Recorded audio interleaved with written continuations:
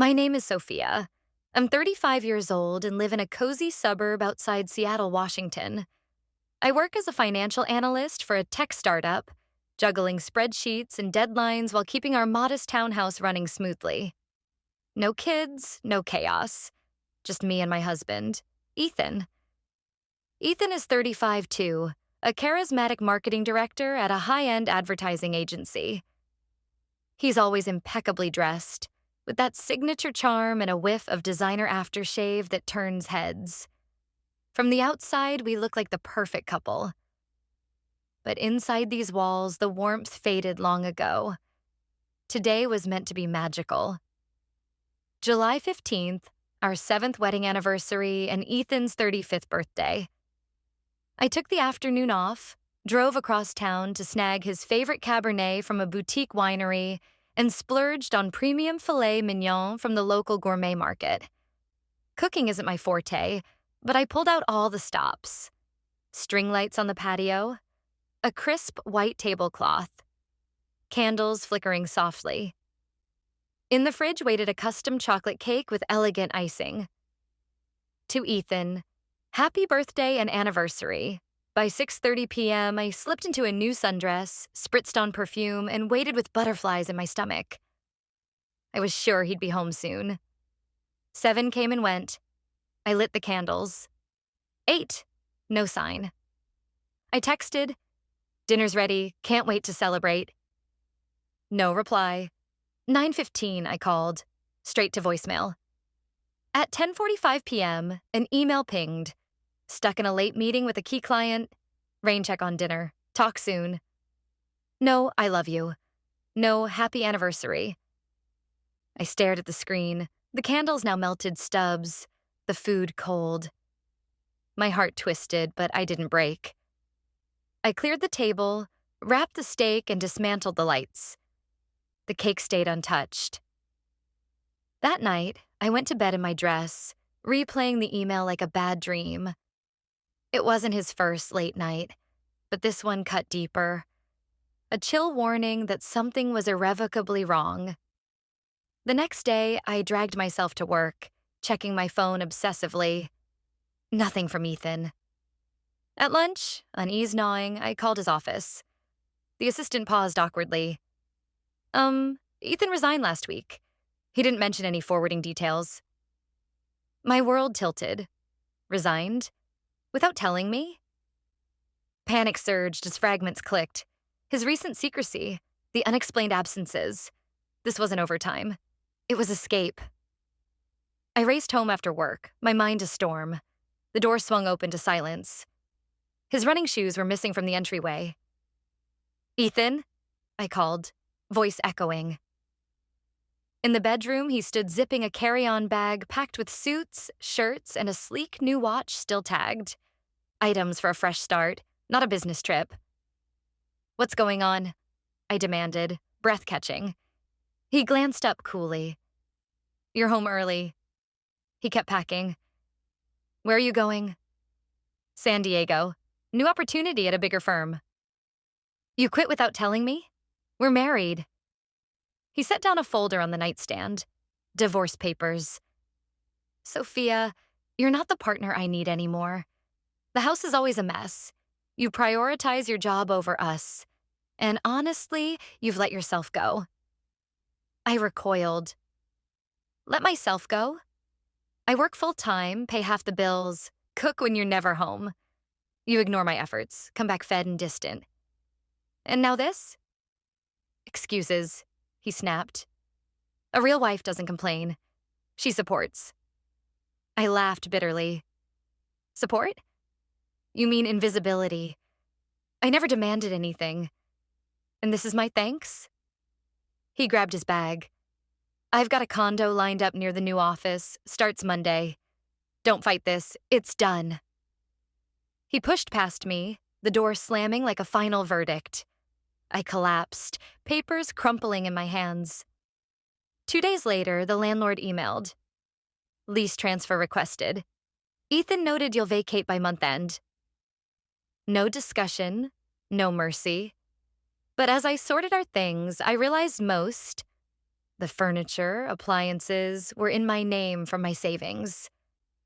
He'd taken only his clothes and gadgets. His cold exit ignited something fierce in me. I didn't rush to sign. The papers mocked me for days. Then a high school reunion invite popped up, a 17-year gathering at a trendy bar in downtown Seattle. I nearly skipped it, but staring at my reflection, strong, not broken, I went. Simple jeans, red lipstick, no expectations. The bar buzzed with nostalgia. "Sophia!" a voice cut through.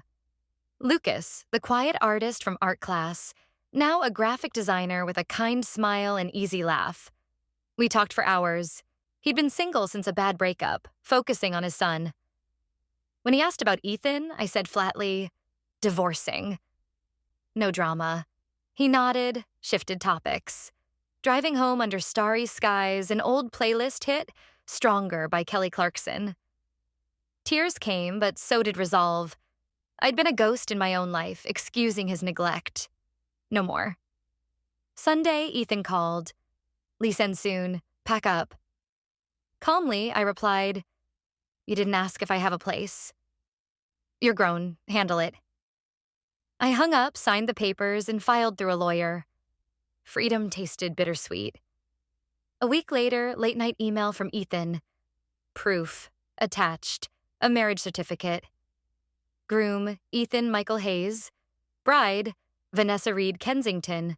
Dated the day after our divorce finalized.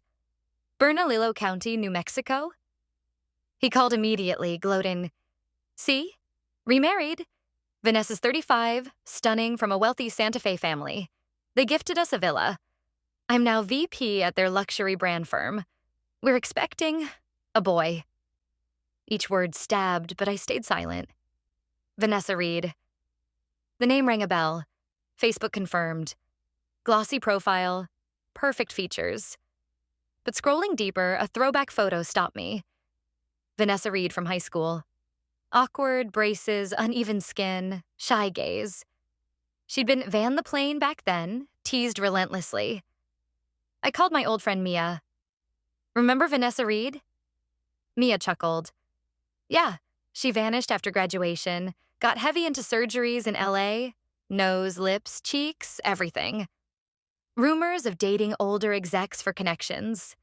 Now she's Kensington after marrying into money briefly. Calculating type." That night, staring at their wedding pic, her flawless smile, his smug grin, I saw the facade. He'd chosen illusion over reality. Months passed. I blocked Ethan, relocated to a sunny condo in Bellevue, cut work hours for yoga classes, and started dating Lucas casually. Laughs, hikes, no pressure. Life bloomed. Then a call from an unknown number. Ethan. Voice cracked. "Vanessa had the baby, a boy, but he doesn't look like us." I suppressed a laugh. "Maybe family traits." "No," he pressed. "DNA says he's mine, but the eyes, the nose. It's like looking at old pics of me. Before, you know, before his own surgeries." I'd found his high school album while packing. Pimply, crooked smile, the Ethan he'd buried. "You knew," he accused. "When I bragged, you laughed." "I found your past," I said coolly. "And Vanessa's. Genetics don't lie." Silence. "She won't hold him. Says he reminds her of before." Her parents are furious. The kid looks nothing like their perfect lineage. Pity stirred. Not for them, but the child. "You built a life on fakes. Now face the real." He sighed. "What do I do?" "Not my problem. Don't call again." I blocked him. A year on, Mia updated me. Vanessa filed for divorce after Ethan's affair with a colleague. Their son, now 2, faced playground taunts about his parents' before looks leaking online.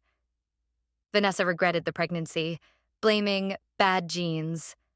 I felt for the boy, but not them. They'd chased perfection, ignoring truth. Me? I thrive. New job promotion, weekend trips with Lucas, a garden blooming on my balcony.